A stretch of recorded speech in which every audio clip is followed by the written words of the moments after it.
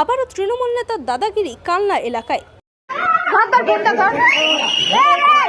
একটি জায়গায় পাঁচিল দেওয়াকে কেন্দ্র করে ঝামেলা অশান্তির ঘটনায় এক মহিলা সহ তার পরিবারের লোকজনকে মারধর করার অভিযোগ উঠল কালনা শহর তৃণমূল কংগ্রেস সাধারণ সম্পাদক গোপাল তেওয়ারি ও তার দলবলের বিরুদ্ধে। সামাজিক মাধ্যমে মারধরের ভিডিও ভাইরাল, যদিও ভিডিও সত্যতা যাচাই করেনি বর্ধমান টাইমস। এই ভিডিওয়ে দেখা যাচ্ছে দুই পক্ষ একে অপরের সঙ্গে হাতাহাতিতে জড়িয়েছেন। পুরো বিষয়টি নিয়ে থানায় দ্বারস্থ হয়েছেন গৃহবধূ। গৃহবধূর অভিযোগের ভিত্তিতে ওই তৃণমূল নেতাকে গ্রেপ্তার করেছে কালনা থানার পুলিশ। গোপাল তেওয়ারি সকালবেলায় আমার বাড়িতে এসে আমার ঘরের ভিতরে ঢুকে আমাকে মারধর করে। কেন? কারণ বাড়িতে পাঁচিল দিচ্ছে ওনারা। কারা? গোপাল তেওয়ারি, উনি পাঁচিল দিচ্ছে। জায়গাটা আমাদের। আমরা যখন বলতে যাই উনি বলে আমি ব্যাংক থেকে কিনে নিয়েছি। তো আমরা সেটা জানতাম না যে উনি ব্যাংক থেকে কিনে নিয়েছে। এবার আগের দিন মানে গতকাল আমার শাশুড়িকে মারধর করে। তো আমরা ওনাকে এই হসপিটালে অ্যাডমিট করাই।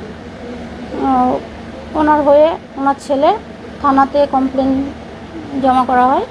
যদিও তৃণমূল নেতা গোপাল তেওয়ারি শনিবার সাংবাদিকদের মুখোমুখি হয়ে জানিয়েছিলেন তাকে একটি জমিতে পাঁচিল দিতে বাধা দেওয়া হচ্ছিল।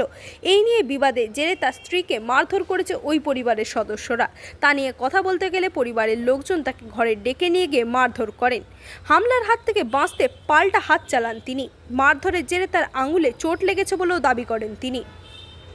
দেখুন, ভিডিওটা আপনারা যদি ঠিকভাবে মানে ওটা লক্ষ্য করবেন যে ওই কালকে রাতে আমার ওখানে তো কালকে ওরা খুব উজ্জুতি করেছে এবং আমার ওয়াইফকে মারধর করেছে, আমাকে মারধর করেছে, আমাদের পাঁচিল ভেঙে দিয়েছে।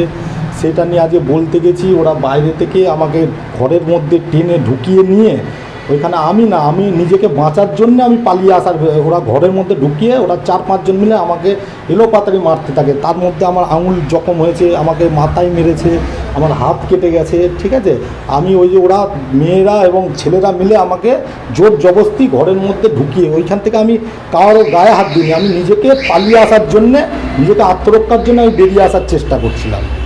কি নিয়ে